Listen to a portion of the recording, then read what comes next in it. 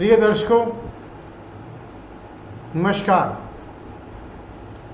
मुझे पूर्ण आशा है कि आप सभी अपने अपने घरों में सुरक्षित, चिंता रहित और स्वस्थ होंगे और जो गवर्नमेंट ने गाइडलाइन दी हैं उनका पूरी तरह से फॉलो कर रहे होंगे, जिससे कि कोरोना वायरस जैसी इन्फेक्शस बीमारी पे काबू पाया जा सके। जो गवर्नमेंट ने गाइडलाइन दी हैं उनके अनुसार अगर हमारी उम्र 10 साल से कम है या 65 ईयर से ज़्यादा है तो हमें साफ हदायत दी गई है, स्पेशल इंस्ट्रक्शन दी गई हैं कि हमने घर से बाहर नहीं निकलना है। अगर कोई काम करवाना भी है तो दूसरे से करवा लें। बहुत ही ज़्यादा इमरजेंसी हो तब भी हमने बाहर निकलना है।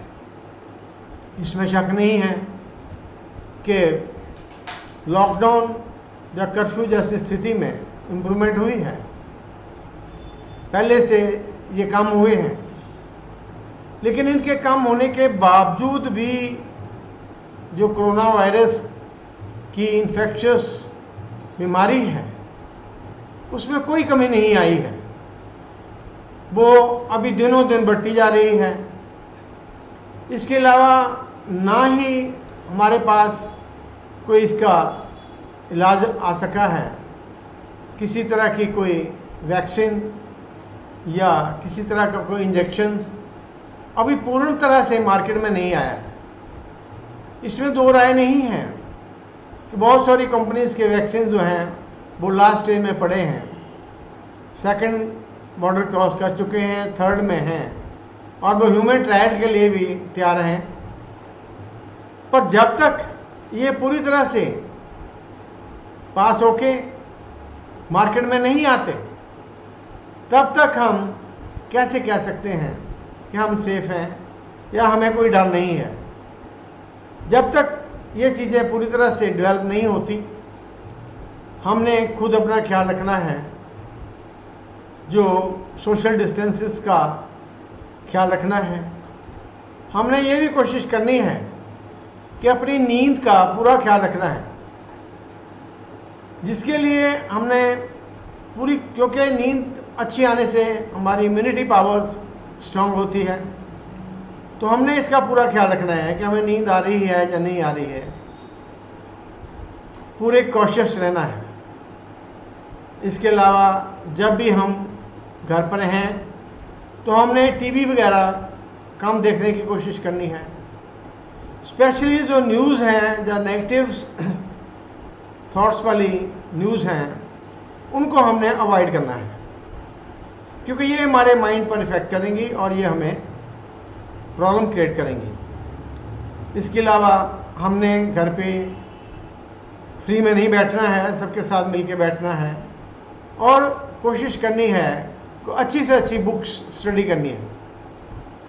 इसके अलावा हमने ये भी कोशिश करनी है कि हमने अपने फ्रेंड्स, एक अच्छे फ्रेंड्स का ग्रुप बनाना है, जो फ्रेंड्स पॉजिटिव थॉट्स के हों, जो पॉजिटिव थॉट से बात करें, एक दूसरे को इनकरेज करने वाले हों, और जो फ्रेंड्स नेगेटिवली चार्ज हैं या नेगेटिव तौर पे बात करते हैं, हमने उनसे बातचीत अवॉइड करनी है। इसी से ही हम अपने मिशन में कामयाब हो सकते हैं। मैं OP Sharma, motivational speaker, real life coach, आप चाहे किसी भी माध्यम से या चैनल से हमारे साथ जुड़े हैं, मैं आप सबका बहुत धन्यवाद करता हूं और मैं चाहूँगा कि आप अंत तक हमारे साथ जुड़े रहें, ताकि जो भी टॉपिक हम डिस्कस करते हैं उसके बारे में हमें पूरी तरह से ज्ञान हो सके। अगर हम ऐसा नहीं करते तो जो उसमें समझाया गया है वो हम अच्छी तरह से फॉलो नहीं कर सकते। तो तो हमने पूरी कोशिश करनी है कि हम जो भी टॉपिक सुनने के लिए बैठते हैं वो पूरा सुनना है। इसके अलावा हमने पूरी कोशिश करनी है कि अपनी सेहत का ख्याल रखते हुए, जब हमारी सेहत ठीक होगी तो सभी चीज़ें ठीक होंगी। और मैं ऋषिपुरुष चैनल के माध्यम से आपसे रूबरू हो रहा हूँ, हमेशा की तरह शाम के 8 बजे से 8:30 बजे तक, सोमवार से लेकर शुक्रवार तक। तो जब भी आपने हमारे कांटेक्ट में आना है, जब सुनने की कोशिश करनी है, तो ये चीज़ें हमने नोट करके रखनी है। आज हम एक बहुत ही इम्पॉर्टेंट टॉपिक डिस्कस करने जा रहे हैं। उसका नाम है ग्रेटिफिकेशन ऑफ लाइफ या रेटिफिकेशन ऑफ लाइफ, जीवन का विशोधन। हमने अपने आप को अच्छी तरह से, सबसे पहले अपने आप को अच्छी तरह से स्टडी करना है, अपने प्लस एंड माइनस पॉइंट्स देखने हैं, उसके बाद ही किसी के प्लस और माइनस पॉइंट देखने हैं, किसी का क्रिटिसिज्म करना है या जो भी ठीक समझे वो करना है। ये तभी करना है जब हमें अपने आप के बारे में पूरा ज्ञान हो सके। अब जो हम में से सभी ये कोशिश करते हैं कि जब भी हमने किसी के बारे में कोई राय बनानी है या उसके बारे में जानना है, तो वो राय हम जो हमारे मन में किसी भी कारण, किसी भी इसमें, किसी के भी बारे में जो आइडियाज़ फीडेड हैं, हमने उनके अनुसार ही दूसरों की भी ग्रेडेशन कर देनी है, वैल्यूएशन कर देनी है। मान लीजिए हमारे मन में, हमारे कांटेक्ट में, अगर हम लेडीज़ हैं तो हमारे कांटेक्ट में, हमारे सीन में एक ऐसा आदमी आया है, या अगर हम आदमी हैं तो हमारे कांटेक्ट में एक ऐसी लेडीज़ आई है जिसका कैरेक्टर अच्छा नहीं है, जिसकी सोच अच्छी नहीं है। हम क्या करते हैं, हमारी सोच के कारण जैसा हम एक या दो लेडीज या जेंट्स को देखते हैं, उसी के अनुसार ही हम सब जेंट्स की या सब लेडीज की कैरेक्टर के बारे में, उनकी सोच के बारे में आइडिया बना लेते हैं कि अगर एक लेडीज कैरेक्टरलेस है या एक जेंट्स कैरेक्टरलेस है, इसका मतलब है कि सारी दुनिया ही कैरेक्टरलेस है। अगर उसका हस्बैंड भी आ जाता है, उसकी शादी भी हो जाती है, तो उसके मन में ये चीज़ बड़ी अच्छी तरह से बात जाती है कि मैंने वो बचपन में, जब मैंने जवानी में कुछ ऐसे जेंट्स के कांटेक्ट में आया हूँ या लेडीज़ के कांटेक्ट में आया हूँ जिनका चाल चलन ठीक नहीं था, तो आमतौर हम यही सोच के बैठ जाते हैं कि अगर उनका ठीक नहीं था तो जो आगे मेरे कांटेक्ट में आ रहे हैं वो किसी का भी ठीक नहीं हो सकता। इसका कारण क्या है? जैसी हमारी दृष्टि होगी महापुरुषों के अनुसार, जैसी हमारी दृष्टि होती है, जैसे हमारे विचार होते हैं, जैसे हमारी सोच होती है, उसी के अनुरूप हम दूसरे के व्यक्तित्व का निर्धारण कर लेते हैं। हम ये नहीं सोचते कि ये ह्यूमन साइकोलॉजी का सब्जेक्ट है, जरूरी नहीं है एक आदमी गलत है तो सब गलत ही होंगे, मैं उनके बारे में गलत ही सोचूं। जब भी थोड़ा सा देखूं कोई चीज़, माइंड पूरा अज्यूम कर ले कि ये तो आदमी 100% गलत है। हमें स्वयं का अवलोकन करना चाहिए। पहले किसी के बारे में कोई राय बनाने से पहले अपने आप को, अपनी वृत्तियों को, अपनी सोच को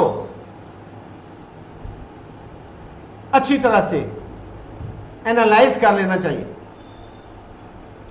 अगर हम देखते हैं कि अगर हम काला चश्मा लगाकर बैठे हैं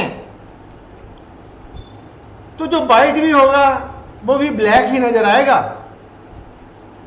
कहने का मतलब है कि अगर हम मन में किसी के बारे में गलत भावना लिए बैठे हैं तो जब हम अगले किसी के बारे में भी आइडिया बनाएंगे तो हम इसी तरह से बनाएंगे, गलत ही बनाएंगे।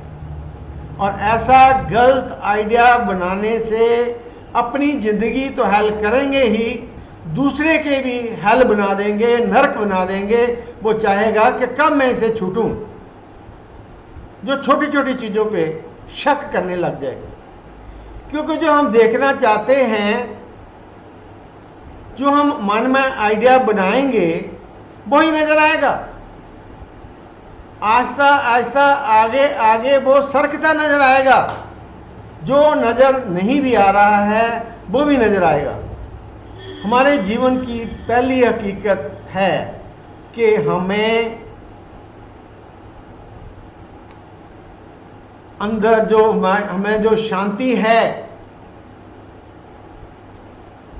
वो हमारे अंदर है।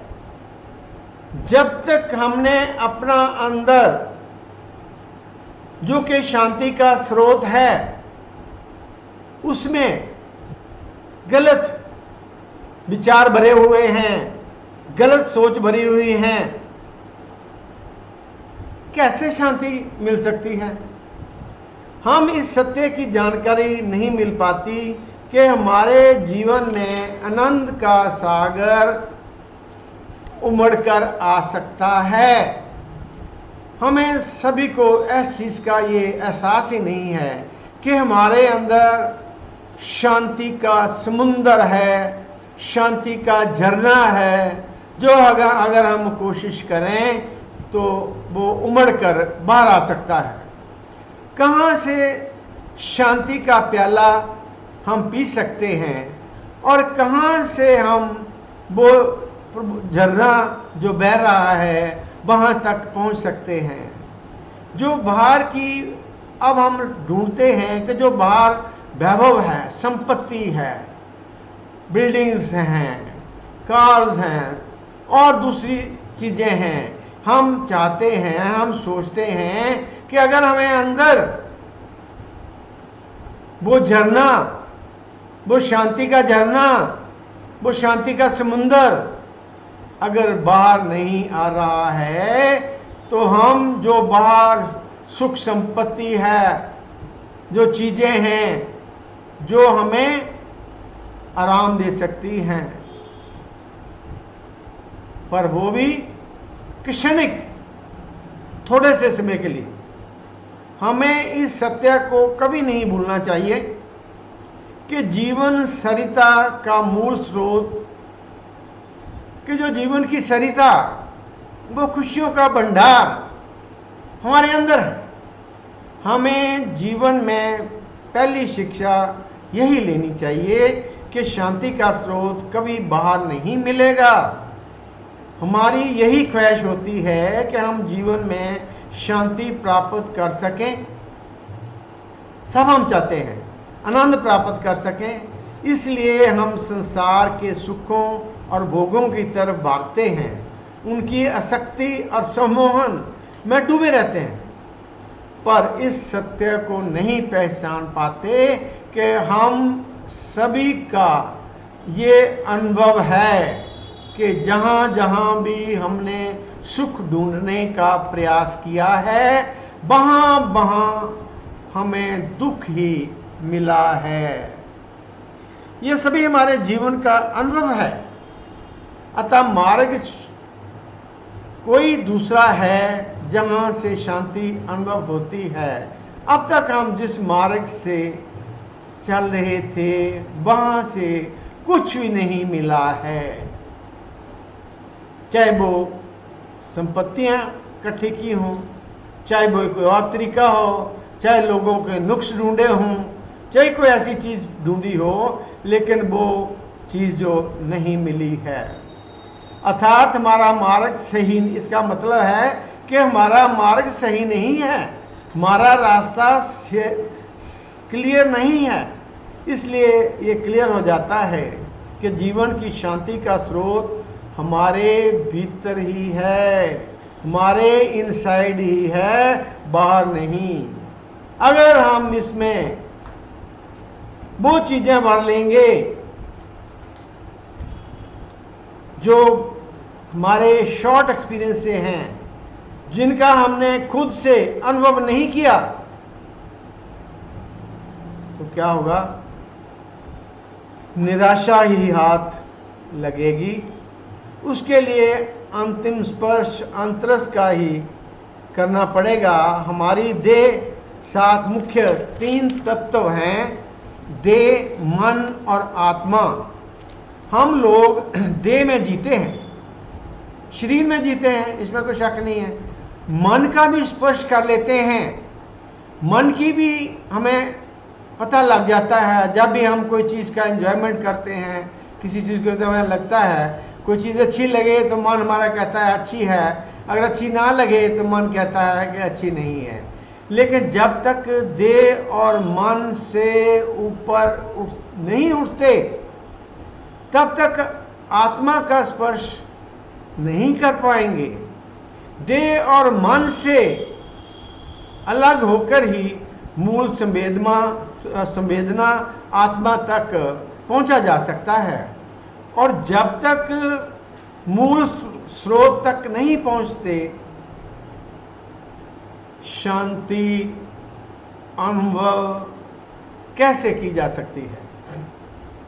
अब हम डिस्कस करते हैं कि जीवन का दूसरा सूत्र अपनी दृष्टि का विशोधन है।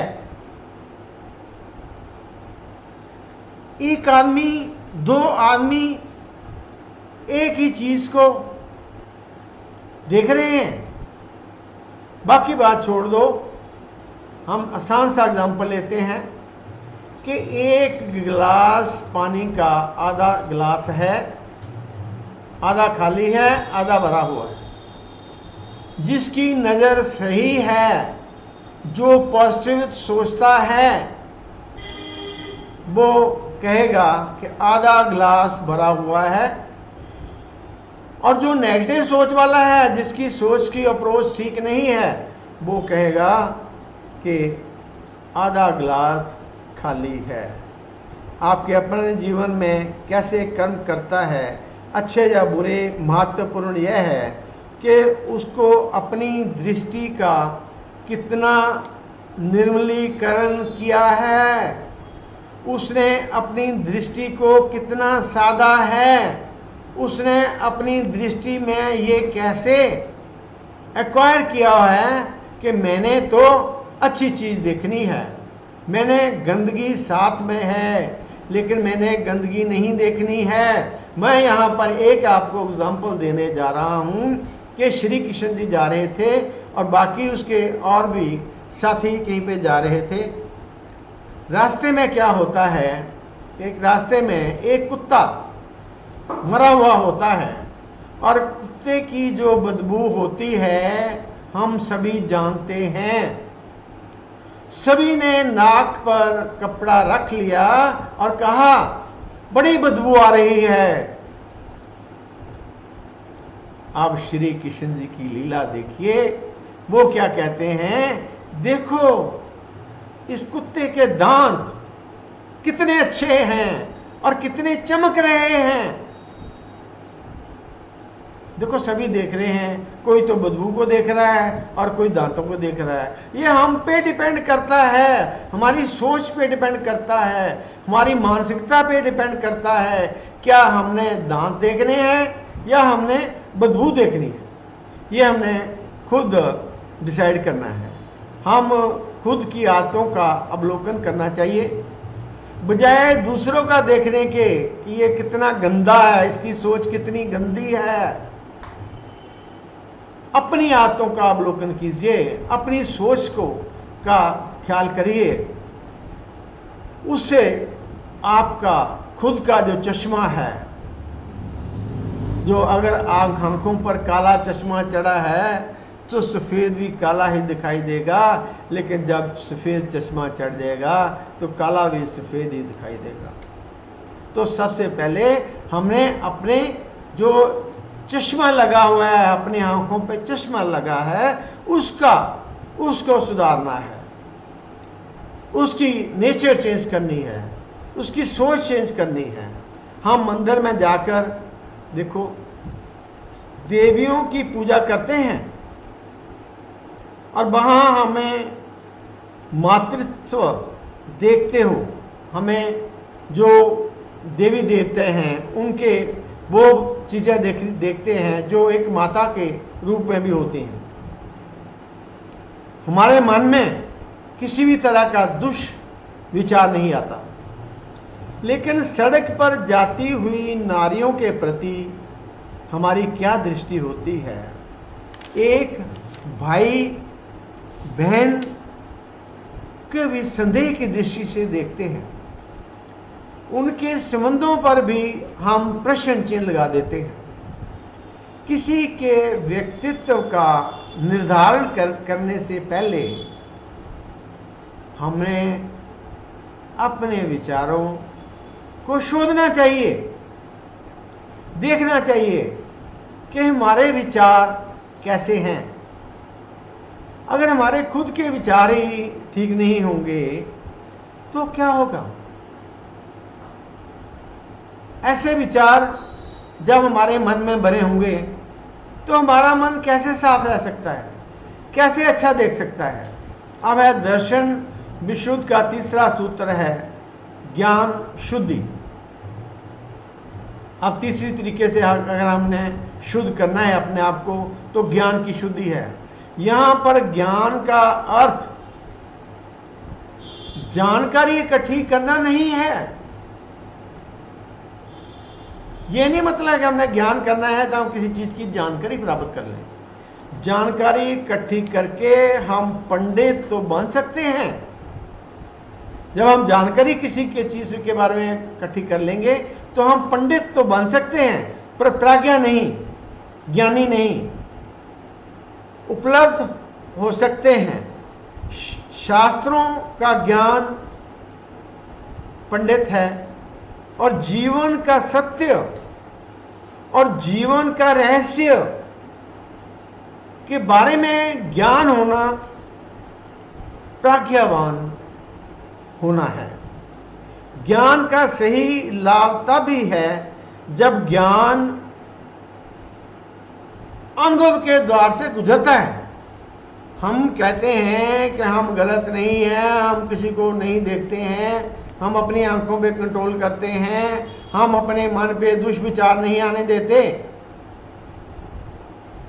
लेकिन ये सभी ज्ञान तब ही कामयाब होता है जब हम अनुभव के द्वार से गुजरते हैं। जब हम खुद अनुभव करते हैं तब हम इसका फायदा उठा सकते हैं। सब जानते हैं क्या चीज़ छोड़ने लायक है और क्या चीज़ उपयोगी है। जब तक हमें अनुभव से ज्ञान नहीं होता, जब खुद हमें अनुभव से ज्ञान नहीं होता कि ये चीज़ छोड़ने लायक है या ये चीज़ छोड़ने लायक नहीं है, तब तक हम अपने रास्ते में पूरी तरह से कामयाब नहीं हो सकते। अब अलग अलग शिक्षण संस्थानों से प्राप्त की गई उपलब्धियां भी जरूरी हैं। जो भी हम डिफरेंट इंस्टीट्यूशन से डिग्रीज हासिल करते हैं बहुत जरूरी है, पर ये उपलब्धियां भी सत्य नहीं हैं, ये डिग्रियां भी सत्य नहीं हैं, पर वह व्यवहारिक ज्ञान में बढ़ोतरी करती हैं। पर जब हम कोई व्यवहारिक ज्ञान प्राप्त करना चाहते हैं तो जो ये डिग्रीज हैं ये हमारी मदद करती हैं। ये दुनिया की प्रकृति से हमारा परिचय करवाती हैं, लेकिन यह भौतिक संपदा है, हमारे अंतसार से इसका कोई संबंध नहीं है। हमारे अंदर से इसका कोई संबंध नहीं है, हमारी अंदर की खुशी गमी से इसका कोई संबंध नहीं है। ये बाह्य ज्ञान भीतर के ज्ञान से सहयोगी हो जाता है। जीवन में जब सद ज्ञान की सरिता का प्रवाह होता है तब व्यक्ति मस्तिष्क से बड़ी जानकारियों का भार नहीं ढोता। जब उसे असलियत का पता चल जाता है, जब वो खुद एनालाइज कर लेता है, जब खुद अनुभव कर लेता है, तो वो उन चीज़ों को दिमाग में रखने का जरूरत नहीं समझता जिनके बारे में वो पूरी तरह से ज्ञान प्राप्त कर लेता है। हमने अपने मस्तिष्क को कचरा घर बना रखा है, कचरा भरा हुआ है। किसी के बारे में निंदा, किसी के बारे में चुगली, किसी के बारे में कुछ और किसी के बारे में कुछ, और निरर्थक विचारों का कचरा भरा रहता है जिन विचारों के हमारे जीवन में कोई संबंध नहीं होता। हम उनके बारे में भी मन में विचार भरे रखते हैं। जीवन को अच्छी दिशा दे सकते हैं, ये तभी दे सकते हैं जब हमारे विचार शुद्ध और अच्छे होते हैं और हमारे अनुभव पर आधारित होते हैं। हम जीवन में ज्ञान प्राप्त करना चाहते हैं तो हमें अपने पात्र को पवित्र करना पड़ेगा। अगर हम चाहते हैं कि हमारा जो मन है या जो हमारा ब्रेन है, जो हमारा अंदर है,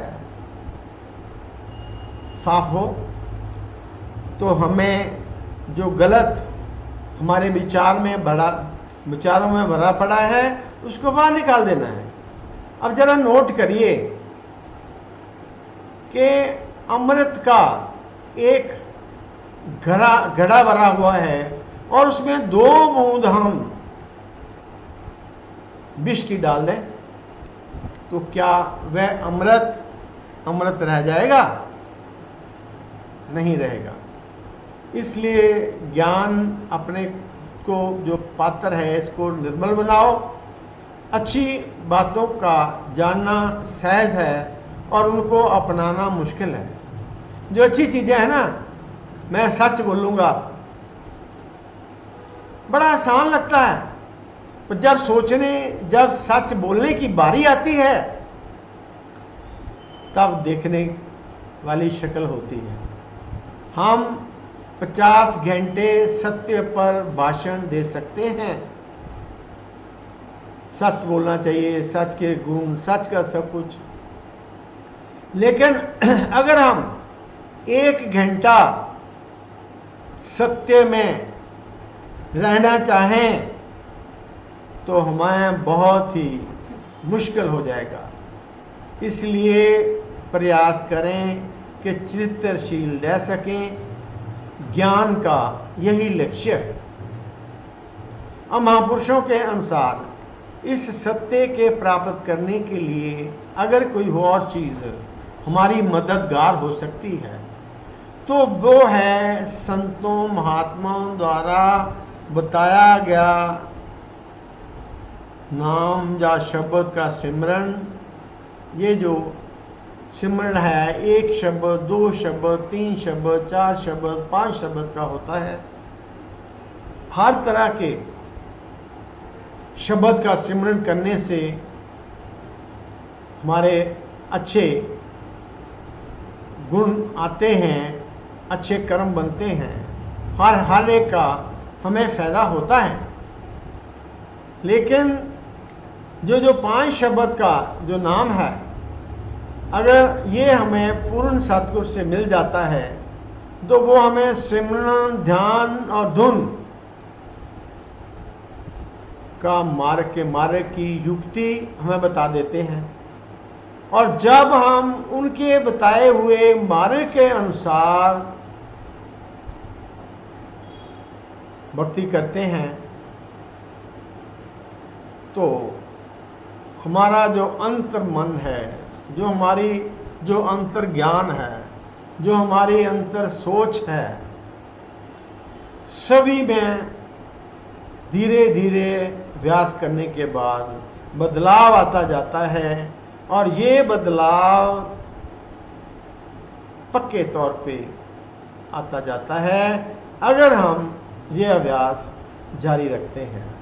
अब मैं बताना चाहूँगा कि हमारे डॉक्टर नवदीप शर्मा, जो कि ग्लोबली रिनाउंड डॉक्टर हैं, और वो 8 से 8:30 बजे तक पेशेंट के सेशन लेते हैं। उसमें से इंडिया के भी पेशेंट होते हैं, आउट ऑफ इंडिया के भी पेशेंट होते हैं। उनके पास समय की कमी होती है। बहुत से पेशेंट जो हैं वो अपने पूरे पर्टिकुलर लेकर नहीं आते, जिसके कारण समय की बर्बादी हो जाती है। तो मैं आप सभी के माध्यम से उन्हें रिक्वेस्ट करूंगा कि वो जब भी कभी आएँ तो अपने डॉक्यूमेंट्स पूरे लेकर आएँ। अब मैं एक बार फिर वही प्रार्थना दोहराऊंगा कि हमने प्रेयर करनी है, अपने लिए करनी है, अपने दोस्तों के लिए करनी है, अपने दुश्मनों के लिए करनी है, अपने नज़दीक रहने वालों के लिए करनी है, और समूह मानव जाति के लिए करनी है, ताकि जो हम इस समय इस डिफ़िकल्ट पीरियड में फंसे हुए हैं, इससे हम जल्दी से जल्दी छुटकारा हासिल कर सकें और सभी बड़ी खुशी से जैसे पहले रहते उसी तरह से रहना